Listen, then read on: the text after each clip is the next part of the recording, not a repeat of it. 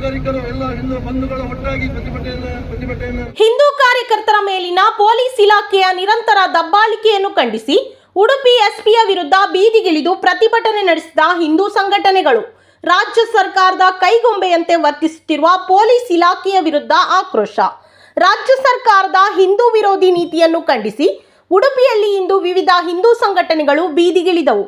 ಹಿಂದೂ ಕಾರ್ಯಕರ್ತರ ವಿರುದ್ಧ suo motu case ದಾಖಲಿಸುವ ಮೂಲಕ ದೌರ್ಜನ್ಯ ಎಸಗಲಾಗುತ್ತಿದೆ ಎಂದು ಆರೋಪಿಸಿದರು. ಉಡುಪಿ ಜಿಲ್ಲೆಯ ಎಲ್ಲ 5 ಮಂದಿ ಶಾಸಕರು ಕೂಡ ಪ್ರತಿಭಟನೆಯಲ್ಲಿ ಭಾಗಿಯಾಗಿದ್ದು ವಿಶೇಷವಾಗಿತ್ತು. ಕರಾವಳಿ ಜಿಲ್ಲೆಗಳಲ್ಲಿ ಈಗ ಜಾತ್ರಾ ಮಹೋತ್ಸವಗಳದ್ದೇ ಸಂಭ್ರಮ. ಹಿಂದೂ ದೇವಸ್ಥಾನಗಳ ಜಾತ್ರೆಗಳಲ್ಲಿ ಮುಸ್ಲಿಂ ವ್ಯಾಪಾರಿಗಳಿಗೆ ಅವಕಾಶ ನೀಡಬಾರದು ಅನ್ನೋದು ಕರಾವಳಿಯಲ್ಲಿ ನಡೆಯುತ್ತಿರುವ ಧರ್ಮದಂಗಲ್ನ ಒಂದು ಭಾಗ.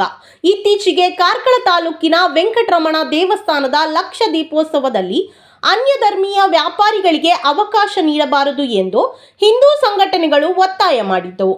ಈ ಬೆಳವಣಿಗೆ ಗಮನಿಸಿದ ಜಿಲ್ಲಾ ಪೊಲೀಸ್ ಇಲಾಖೆ ಈ ಕುರಿತು ಜಾಗೃತಿ ಮೂಡಿಸುತ್ತಿದ್ದ ಹಿಂದೂ ಕಾರ್ಯಕರ್ತರನ್ನು ನಿಯಂತ್ರಿಸುವ ದೃಷ್ಟಿಯಿಂದ ಸುಮೋಟೋ ಕೇಸ್ ದಾಖಲಿಸಲಾಗಿತ್ತು.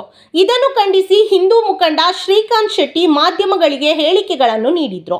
ಅವರ ವಿರುದ್ಧವೂ ಕೂಡ ಜಾಮೀನು ರಹಿತ ಪ್ರಕರಣ ದಾಖಲಾಗಿತ್ತು. ಎಲ್ಲ ಬೆಳವಣಿಗೆಗಳ ಹಿನ್ನೆಲೆಯಲ್ಲಿ ಹಿಂದೂ ಜಾಗರಣ ವೇದಿಕೆ ಬೃಹತ್ ಪ್ರತಿಭಟನಾ ಸಭೆಯನ್ನು ನಡೆಸಿತು. ಉಡುಪಿ ಜಿಲ್ಲೆಯ 5 ಮಂದಿ ಶಾಸಕರು ಕೂಡ ಸಭೆಯಲ್ಲಿ ಭಾಗಿಯಾದರು. ರಾಜ್ಯ ಸರ್ಕಾರದ ಹಿಂದೂ ವಿರೋಧಿ ನೀತಿಯನ್ನು ಖಂಡಿಸಿ ಕಿಡಿಕಾರಿದರು. ಉಡುಪಿ ಜಿಲ್ಲೆಯಲ್ಲಿ ಕಾಕಿ ಹೋಗಿ ಕಾಂಗ್ರೆಸ್ ಆಗಿದೆ. ಹಿಂದೂ ಕಾರ್ಯಕರ್ತರನ್ನು ನಿಯಂತ್ರಿಸಲು ಪೊಲೀಸರನ್ನು ಬಳಸಿಕೊಳ್ಳಲಾಗುತ್ತಿದೆ ಎಂದು ಆರೋಪಿಸಲಾಯಿತು.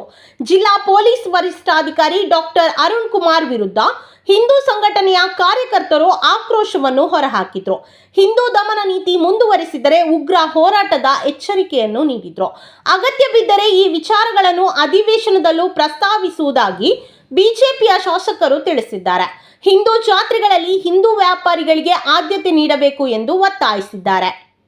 ಕರಾವಳಿಯಲ್ಲಿ ಮತ್ತೊಂದು ಧರ್ಮದಂಗಲ್ನ ಎಚ್ಚರಿಕೆ ಕಂಡುಬರುತ್ತಿದೆ.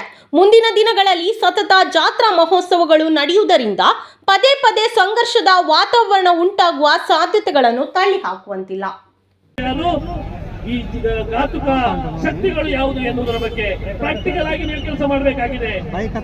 ಕಾನೂನು ಬಂದಿದೆ, 70 ವರ್ಷ ಆಗಿದೆ. ಆದ್ರೂ ಕೂಡ ಈ ದೇಶವನ್ನ ಮತ್ತೆ ಯಾವುದೋ ತುಂಡು ತುಂಡಾಗಿ